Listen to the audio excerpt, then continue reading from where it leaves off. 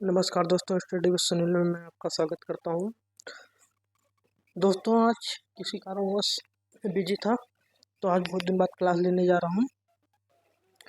दोस्तों, मैं आज आपको एक नोटिफिकेशन आया है उत्तर प्रदेश सरकार के द्वारा, उत्तर प्रदेश पुलिस भर्ती एवं प्रोन्नति बोर्ड। इसमें जो आपका है एग्ज़ाम है, ये आपका जो है 17 फरवरी सन 2024 एवं 18 फरवरी सन 2024 को होगा। तो आप तैयारी में लग जाएं दोस्तों, जिससे जो आपकी परीक्षा है वो आपकी नज़दीक आ गई है। तो आप लोग अच्छे से तैयारी करिए और अपने दोस्तों को भी बताइए जिससे उनकी तैयारी भी अच्छे से हो। दोस्तों, हमारे चैनल में पहली बार विजिट कर रहे हैं तो हमारे चैनल को सब्सक्राइब करिए तथा बेल आइकन को दबाइए, जिससे आपको समय समय पर नोटिफिकेशन मिलते हैं। तो दोस्तों, आपको पता चल गया कि आपका एग्ज़ाम कब होने वाला है। उत्तर प्रदेश में आरक्षण नागरिक पुलिस के पदों की सीधी भर्ती सन 2023 वाला जो भर्ती है, ये आपका कब होगा? 17 फरवरी सन 2024 से 18 फरवरी को होगा। तो आप तैयारी में लग जाइए। आज मैं आपको हिंदी में क्रिया क्लास के बारे में डिस्कस करूँगा। क्रिया क्या होता है उसके बारे में मैं डिस्कस करने जा रहा हूँ। क्रिया विकारी शब्द।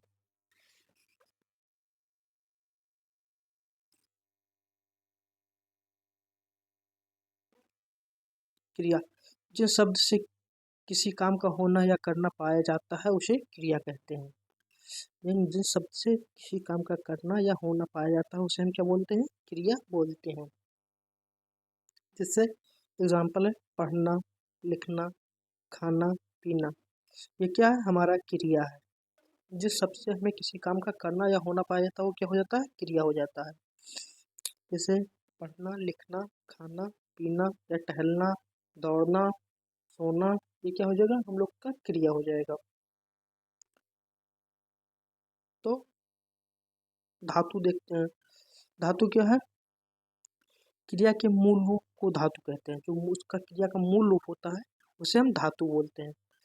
जिन मूल अक्षरों से क्रिया बनती है उसे हम धातु बोलते हैं। जिन मूल अक्षरों से क्रिया बनती है उसे हम क्या बोलते हैं? धातु। जैसे पढ़ना लिखना है, लिखा है, तो इसमें जो पढ़ है वो क्या होगा? इसका मूल धातु हो गया। इसमें जो न प्रत्यय इसमें न प्रत्यय जोड़ दिया जाता है तो ये क्या हो जाएगा? पढ़ना हो जाता है।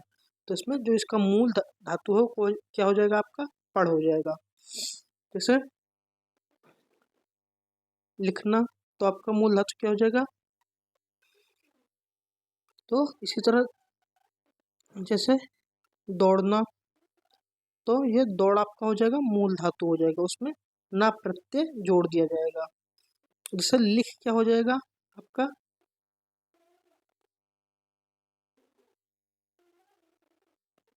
लिख जो है वो आपका मूल धातु हो जाएगा, उसमें क्या हो जाएगा? ना प्रत्यय जोड़ दिया जाएगा। तो हम आगे देखते हैं दोस्तों। जैसे पढ़ना क्रिया की धातु पढ़, ये आपका पढ़ होगा, पढ़ है। हिंदी में क्रिया का सामान्य रूप मूल धातु में ना प्रत्यय जोड़कर बनाया जाता है। जैसे ये चलना क्या हो गया? चल आपका मूल धातु होगा और ना इसमें प्रत्यय जोड़ दिया गया, ये आपका क्या होगा? चलना। पढ़ आपका मूल धातु होगा, उसमें ना प्रत्यय जोड़ दिया गया, पढ़ना हो जाएगा। फिर देख, उसमें ना प्रत्यय जोड़ दिया गया तो उसे देखना हो जाएगा। लिख में, लिख धातु में ना प्रत्यय जोड़ दिया गया तो क्या हो जाएगा? लिखना हो जाएगा। तो मूल धातु में किसी प्रत्यय को जोड़ दिया जाएगा तो वो क्या हो जाएगा? हमारा क्रिया हो जाएगा। फिर आगे हम पढ़ देखते हैं। रचना की दृष्टि से क्रिया के भेद। रचना की दृष्टि से क्रिया के भेद देखते हैं। रचना की दृष्टि से क्रिया के दो भेद हैं। कौन कौन से भेद हैं? पहला सकर्मक भेद और सकर्मक क्रिया और अकर्मक क्रिया। सकर्मक क्रिया और अकर्मक क्रिया क्या होते हैं, इसको डिस्कस करने जाना है। दोस्तों, क्रिया से आपके जो संज्ञा, सर्वनाम, क्रिया, विशेषण, इस सबसे आपसे क्वेश्चन पूछे जाते हैं। तो आपको इस टॉपिक को अच्छे से तैयार कर लीजिए हिंदी में तथा आपके जो हैं इससे पर्यायवाची शब्द, बहुविकल्पी और विलोम शब्द हैं, ये सब अच्छे से तैयार कर लीजिए, यहाँ से भी टॉपिक उठते हैं। संधि ये सब तैयार कर लीजिए। तो ये सकर्मक और अकर्मक क्रिया हो गए। सकर्मक क्रिया क्या होते हैं उसके बारे में डिस्कस करना है। वह क्रिया जिनके साथ कर्म लगे या कर्म लगाओ या कर्म की संभावना हो तथा क्रिया का फल प्रभाव कर्ता पर न पड़कर कर्म पर पड़े उसे सकर्मक कहते हैं। जो क्रिया का प्रभाव किस पे पड़े वो कर्ता पे न पड़कर कर्म पड़े उसे हम सकर्मक बोलते हैं। क्रिया का प्रभाव कर्ता पे न पड़कर कर्म पर पड़े उसे क्या बोलते हैं, सकर्मक क्रिया बोलते हैं। सकर्मक क्रिया के बारे में एग्जाम्पल देखते हैं। सकर्मक क्रिया क्या होता है आपके एग्जाम में इस टाइप में दे देंगे, एग्जाम्पल दे देंगे कि इसमें कौन सा सकर्मक क्रिया है और अकर्मक क्रिया को छांटिए। 4 ऑप्शन रहेंगे तो आपको सकर्मक क्रिया और अकर्मक क्रिया को अच्छी तरीके से आना चाहिए, जिससे आपको अच्छे से आपका ये क्वेश्चन टॉपिक हो जाए। क्योंकि आप एक एक नंबर से जोड़कर तो आप लगभग में पहुंच जाएंगे। तो धीरे धीरे एक एक नंबर बटोरिए, कहाँ से क्वेश्चन कहाँ से टॉपिक उठते हैं उसको देखिए। जैसे इसमें राम खाता है, तो इसमें जैसे राम खाता है तो ये आप क्या क्या होगा, ये सकर्मक क्रिया। अब हमें कैसे पता चला कि ये सकर्मक क्रिया है। अब राम खाता है तो इसमें एक क्वेश्चन रखेंगे कि राम क्या खाता है। तो राम क्या खाता है तो उसमें राम खाना खाता है। फिर आगे राम पुस्तक पढ़ता है तो राम क्या करता है, पुस्तक पढ़ता है। तो जब आप क्या का क्वेश्चन करेंगे तो उसमें आपका जो शब्द निकलेगा, जैसे आपको क्वेश्चन पूछेंगे तो उसमें जो निकलेगा वो आपका सकर्मक क्रिया हो जाएगा। और अकर्मक क्रिया में क्वेश्चन पूछने पे उसका अर्थ नहीं निकलेगा। तो यही सकर्मक क्रिया और अकर्मक क्रिया को पहचानने में आसानी हो जाती है। जैसे राम खाना खाता है तो ये राम क्या खाता है तो खाना खाता है। राम पुस्तक पढ़ता है तो राम क्या पढ़ता है, पुस्तक पढ़ता है। राहुल खेलता है तो राहुल क्या खेलता है, मैच खेलता है या फुटबॉल खेलता है, कुछ भी खेलता है। तो इसमें क्वेश्चन करने से आपको पता चल जाएगा कि कौन सी क्रिया है। जैसे धोनी क्रिकेट खेलता है तो धोनी क्या खेलता है, क्रिकेट खेलता है। काजल खाना खाती है तो काजल क्या खाती है, खाना खाती है। तो इसमें जितने हैं इसमें आप सब में क्या क्या प्रश्न किए, क्या क्या प्रश्न करने से आपके ये पता हो जाता है कौन सा सकर्मक क्रिया है कौन सा अकर्मक क्रिया है। जिसमें हमें उत्तर मिल जाता है वो सकर्मक क्रिया और जिसमें उत्तर नहीं मिलता वो अकर्मक क्रिया हो जाता है। तो हम अकर्मक क्रिया के बारे में आगे डिस्कस करने जा रहे हैं कि अकर्मक क्रिया क्या होता है। अकर्मक क्रिया वह क्रिया जिसके साथ कर्म ना हो, कर्म ना हो, ना कर्म की संभावना हो तथा क्रिया के व्यवहार का फल कर्ता पर पड़े उसे अकर्मक क्रिया कहते हैं। जो है क्रिया का प्रभाव किस पे पड़े, कर्ता पे पड़े, वो क्या हो जाएगा, अकर्मक क्रिया। जिसपे कर्म का प्रभाव क्रिया पे पड़ता है तो सकर्मक हो जाएगा और जिसका कर्म का प्रभाव कर्ता पे पड़े वो अकर्मक हो जाएगा। अब इसमें हम अकर्मक क्रिया के बारे में देखते हैं। रमा नहा रही है तो रमा नहा रही है तो इसमें आप कहेंगे रमा क्या नहा रही है। तो ये इसका आपका इसमें आंसर नहीं मिला कि रमा क्या नहा रही है। तो ये आपको पता चलेगा कि अकर्मक क्रिया है। जैसे बच्चा सो रहा है तो बच्चा क्या सो रहा है, तो ये आप में क्वेश्चन करने से ये आपका इसमें उत्तर नहीं मिला।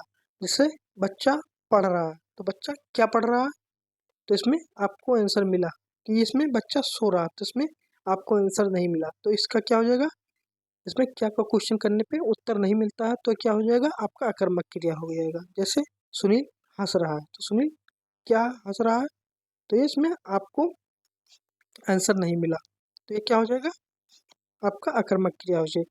ये लड़कियां भागती हैं तो लड़कियां क्या भागती हैं, तो इसमें आपको आंसर नहीं मिला तो ये आपका क्या हो जाएगा अकर्मक क्रिया हो जाएगा।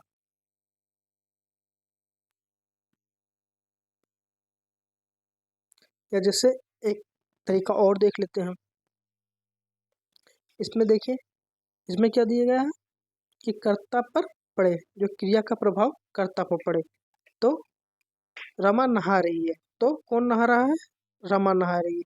तो कर्ता का जो प्रभाव पड़ा, कर्म का जो क्रिया का प्रभाव पड़ा, वो कर्ता पे पड़ा, रमा पे पड़ा। जैसे सोना, कौन सो रहा है? बच्चा सो रहा है। तो जो क्रिया है, क्रिया का प्रभाव किस पे पड़ा? कर्ता पे पड़ा, बच्चा पे पड़ा। जैसे सुनील हंस रहा, तो हंसने का प्रभाव किस पे पड़ा? कर्ता पे पड़ा। जो जो क्रिया का प्रभाव कर्ता पे पड़े वो अकर्मक क्रिया हो जाएगी। जैसे इसमें दिया है क्रिया का व्यवहार का फल कर्ता पर पड़े, वो क्या हो जाएगा? आपका अकर्मक क्रिया हो जाएगा। फिर आगे हम पीछे देखते हैं।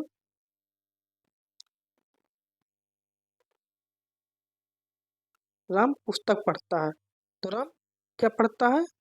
पढ़ने की क्रिया किस पे पड़ गया? इस पे पड़ गया, कर्म पे पड़ गया। राम पुस्तक पढ़ता है, तो पढ़ने की क्रिया किस पे पड़ा? पुस्तक, पुस्तक पे जो आपका ये पुस्तक क्या हो जाएगा? किसी वस्तु पे जब प्रभाव पड़ता है तो उसे क्या बोलते हैं? आक्रामक सकारात्मक क्रिया बोलते हैं। जैसे खेलने की क्रिया क्या है? खेलने का प्रभाव किस पे पड़ा? इसके कर्म पे पड़ा, तो ये आपका सकारात्मक क्रिया हो जाएगा। जो करने का प्रभाव है वो क्रिया पे पड़े, वो सकारात्मक क्रिया हो जाएगा। ये आपके एग्जाम्पल में इसी तरह है, कर्तव्य में न पढ़कर कर्म पर पड़े वो सकर्मक क्रिया हो जाए। तो ये जो खेलना क्रिकेट है वो आपका कर्म है, तो सकर्मक क्रिया हो जाएगा। और अकर्मक क्रिया, ये आपका अंतर आपको पता चल गया कि जब कर्ता का प्रभाव, जब कर्म का प्रभाव कर्ता पे पड़े वो अकर्मक क्रिया हो जाएगी, और जो क्रिया पे पड़े तो सकर्मक क्रिया हो जाएगी। सकर्मक क्रिया और अकर्मक क्रिया को आप अच्छे से डिस्कस हो गया। इसे आपको ना पता चले तो आपको क्या लगाकर आपको पता कर लेना है, ना समझ में आए तो आपको एग्जाम में इस टाइप में क्वेश्चन आते हैं, तो इसको आपको देखकर अच्छे से जाना है दोस्तों। दोस्तों फिर प्रेरणार्थक क्रिया, प्रेरणार्थक क्रिया आपके एग्जाम में पूछता है कि प्रेरणार्थक क्रिया क्या होते हैं। आपके एग्जाम में इस तरह एग्जाम्पल दे देंगे, 4 ऑप्शन दिए रहेंगे, 4 ऑप्शन को ऐसे छांटना रहेगा कि प्रेरणार्थक क्रिया कौन सी होगी। इसी में से 3 नहीं होगी और 1 होगा, तो इसको आपको देख कर जाना है प्रेरणार्थक क्रिया क्या होती है। इसे एग्जाम्पल देखते हैं, पहले पढ़ते हैं। जिस क्रिया से कर्ता के स्वयं करने का बोध न होकर किसी अन्य से कराए जाने का बोध हो, उसे प्रेरणार्थक क्रिया कहते हैं। जैसे हमें अपना काम किसी से करवाएंगे तो क्या हो जाएगा? प्रेरणार्थक क्रिया हो जाएगा। अपना काम किसी दूसरे से कराएंगे तो प्रेरणार्थक क्रिया हो जाएगा। जैसे मोहन सोहन से पत्र लिखवाता है, तो ये जिसमें लिखवाता है या धुलवाता है, जिसमें आता शब्द आ जाएगा या आती शब्द या आते हो जाएंगे, तो ये लास्ट में देखिए, जिसमें लिखवाता है या धुलवाती है या खिलाता है या वो लिखवाता है, फिर ये सिलवाते हैं, तो जिसमें आपके ये पीछे वाला पॉइंट देख लीजिए, ये आ जाएंगे तो आपको ऐसे पता चलेगा कौन सी क्रिया है? प्राणार्थक क्रिया है।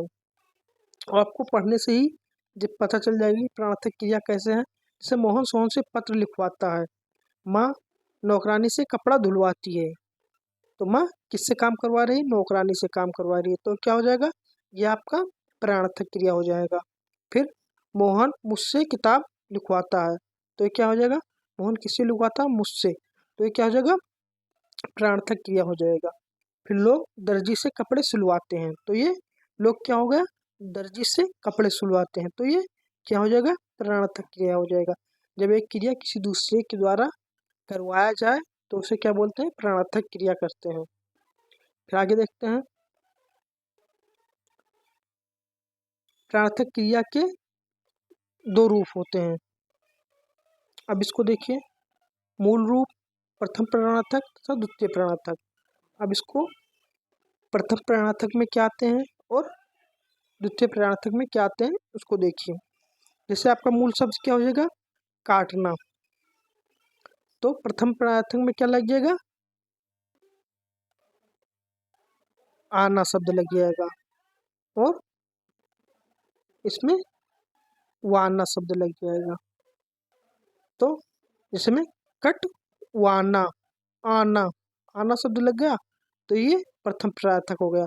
और कट वाना, प्रथम प्राणार्थक में आना शब्द लगेगा और द्वितीय प्राणार्थक में वाना शब्द लगेगा। जिससे कटना ये मूल शब्द हो गया और कटवाना तो ये आपका क्या हो जाएगा प्रथम प्राणार्थक। फिर द्वितीय प्राणार्थक क्या हो जाएगा कटवाना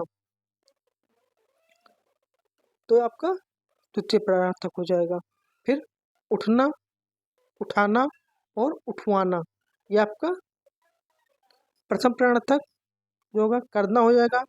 फिर द्वितीय प्रथम मूल शब्द क्या हो जाएगा करना हो जाएगा और फिर प्रथम प्राणार्थक क्या हो जाएगा कराना हो जाएगा और फिर द्वितीय प्राणार्थक क्या हो जाएगा करवाना हो जाएगा। फिर प्रथम वो मूल शब्द देखते हैं चलना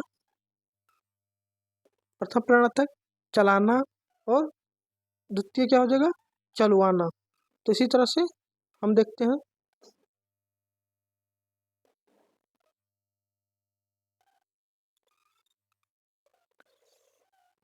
देना दिलाना और दिलवाना, जीना जिलाना और जिलवाना, फिर लिखना लिखवाना और लिखना लिखाना और लिखवाना। आपको बताया हूँ आना और वाना शब्द में अंतर रहेगा। जो आना लगेगा तो आपका प्रथम प्राणार्थक और वाना लग जाएगा तो द्वितीय प्राणार्थक वो हो जाएगा द्वितीय प्राणार्थक क्रिया हो जाएगी और मूल शब्द आपका लिखना लिखाना ये सब आपका हो जाएगा। फिर आगे देखते हैं द्विकर्मक क्रिया। द्विकर्मक क्रिया क्या होता है जब वाक्य में दो कर्म होते हैं तो उसे हम क्या बोलते हैं द्विकर्मक क्रिया बोलते हैं। जब किसी वाक्य में दो कर्म होते हैं तो उसे हम जैसे आपको शब्द से ही पता चलता है कि इसमें कौन सा वाक्य बनेगा। जैसे आपके एग्जाम में इस टाइप में क्वेश्चन पूछेगा तो आपके क्वेश्चन से पता चलेगा कि इसका आंसर क्या होगा। अब जैसे आपको प्रथम प्राणार्थक पूछा या तो आपको पता चलेगा प्राणार्थक क्रिया क्या होता है। प्राणार्थक के बारे में आपको डिस्कस किया, जैसे सकर्मक और कर्मक के बारे में भी डिस्कस किया तो आपको पता चलेगा कि क्या कहना जा रहा है। अब इसमें द्वितीय मतलब द्विकर्मक क्रिया के बारे में डिस्कस करना है तो आपको एग्जाम्पल देखेंगे आपको पता चल जाएगा कि ये किस तरह से द्विकर्मक क्रिया आपको छांटना रहेगा। तो आप देखिए जब वाक्य में दो कर्म होते हैं तो उसे द्विकर्मक और क्रिया का प्रभाव दोनों ही कर्मों पर पड़ता। जब वाक्य में दो कर्म होते हैं और क्रिया का प्रभाव दोनों ही कर्मों पर पड़ता है तो उसे द्विकर्मक क्रिया कहते हैं। जैसे एग्जाम्पल स्त्री बच्चों को दूध पिलाती है तो दूध पिलाने की क्रिया क्या है स्त्री और बच्चों पे दोनों पे पड़ रही है। जो क्रिया का प्रभाव दूध पिलाने की क्रिया क्या प्रभाव बच्चे और स्त्री दोनों पे पड़ रही है तो क्या हो जाएगा आपका द्विकर्मक क्रिया। मैं लड़के को वेद पढ़ाता हूँ तो वेद पढ़ाने की क्रिया जो है वह लड़के की और मुझ पे दोनों पे पड़ेगी तो आपका क्या हो जाएगा द्वितीय प्राणार्थक क्रिया द्विकर्मक क्रिया हो जाएगा जिसमें दो कर्म है स्त्री और बच्चे ये दो कर्मों का मैं और लड़के इसमें दो कर्मों का प्रयोग जो है क्रिया का प्रभाव दोनों पे पड़ेगा तो क्या आपका हो जाएगा द्विकर्मक क्रिया। जैसे स्त्री यहाँ बच्चे दिया यहाँ मैं और लड़के दिया तो इन दोनों की क्रिया का प्रभाव किस पे पड़ रहा है इन दोनों पे पड़ रहा है तो आपका क्या हो जाएगा द्विकर्मक क्रिया। जहाँ पे इस टाइप में कुछ एग्जाम्पल दिया रहेगा तो आपको पता चल जाएगा कि द्विकर्मक क्रिया कैसे होते हैं। अब पूर्वकालिक क्रिया क्या होता है उसके बारे में हम डिस्कस कर रहे हैं। पूर्वकालिक क्रिया क्या होता है जब कर्ता एक क्रिया को समाप्त कर उसी क्षण दूसरी क्रिया में लग जाता है तब पहली क्रिया के लिए पूर्वकालिक क्रिया कहलाता है। अब आपके एग्जाम में क्या होता है कर लग कर आएगा तो आपको पता चल जाएगा क्या है पूर्वकालिक क्रिया है। आपको एग्जाम्पल में क्या छाड़ना है ये पूर्वकालिक के बारे में पूछा तो आपको एग्जाम्पल में कर छाटना है जिसमें कर लगा हो वो आपका पूर्वकालिक क्रिया हो जाएगा। अब जैसे एग्जाम्पल भी देख लेते हैं जिससे आपको और अच्छे से तैयार हो जाए। जैसे मोहन रोटी खाकर स्कूल जाएगा। अब इसमें एक काम खत्म करने के बाद दूसरा काम फिर शुरू किया मोहन रोटी खाकर तो खाकर स्कूल जाएगा तो एक काम खत्म किया, रोटी खाने का काम खत्म किया, उसके बाद स्कूल जाएगा। फिर इसमें देखते हैं, मैं शाम को खाना खाकर उसके पास जाऊंगा। तो ये खाना खाकर, मैं शाम को खाना खाकर, तो खाना खाने की क्रिया को पूर्ण करने के बाद फिर मैं उसके पास जाऊंगा। मतलब एक क्रिया समाप्त होने के बाद दूसरा क्रिया जब शुरू होगा तो आपको पूर्वकालिक क्रिया होगा। फिर उसने नहाकर भोजन किया, तो उसके बाद नहाने की क्रिया समाप्त की, मतलब वो नहाकर फिर खाना खाना शुरू किया, तो नहाकर भोजन किया, तो आपका एक क्रिया समाप्त हुआ, फिर दूसरा क्रिया होगा। तो ये आपका क्या हो जाएगा, पूर्वकालिक क्रिया हो जाएगा। फिर आगे डिस्कस कर रहे हैं, नोट देख लीजिए। पूर्वकालिक क्रिया के आगे कर, कर या करके अथवा के चिन्ह लगने से बनती है। तो आपको पूर्वकालिक क्रिया किससे बनता है, कर या के शब्द लगे रहेंगे, इससे आपका पूर्वकालिक क्रिया बनती रहेगी। एक काम को समाप्त, आप एग्जाम्पल पढ़ेंगे तो आपको पता चल जाएगा कि आपका जो कर्मक क्रिया है कि पूर्वकालिक क्रिया है, सकर्मक है कि अकर्मक है। तो आपको जिस तरह एग्जाम्पल देंगे उस तरह आपको छांटना रहेगा, और आपको एग्जाम्पल पढ़ने से पता चल जाएगा कि ये कौन सा किसका एग्जाम्पल है।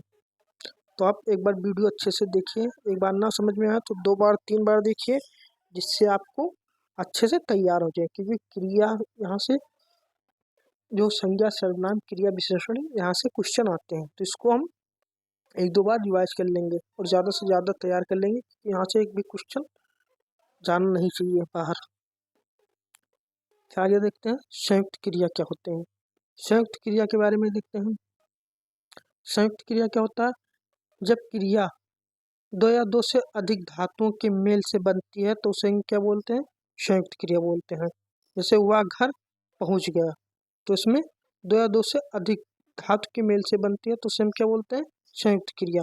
जैसे वह घर पहुंच गया, तो ये एक क्रिया क्या हो गया, पहुंचने का एक क्रिया हो गया, तथा गया भी एक क्रिया हो गया। जैसे राम सो चुका है, तो सोना एक क्या हो जाएगा, एक क्रिया, और दूसरा चुका भी एक क्रिया हो जाएगा। तो दोनों 2 या 2 से अधिक क्रिया लगे रहेंगे, वो आपका क्या हो जाएगा, संयुक्त क्रिया हो जाएगा। जैसे सोहन रोने लगा, तो रोना एक क्रिया है और लगा भी एक क्रिया है, तो ये आपका दुकर्मक संयुक्त क्रिया हो जाएगा। और दुकर्मक क्रिया के बारे में आपको बताया कि दोनों कर्म साथ में रहेंगे, जिससे आपको बताया है। ये दुकर्मक क्रिया जहाँ पे 2 कर्म, जैसे स्त्री पुरुष, मैं और लड़के, तो आपका दुकर्मक क्रिया हो जाएगा। और संयुक्त क्रिया में क्या है आपका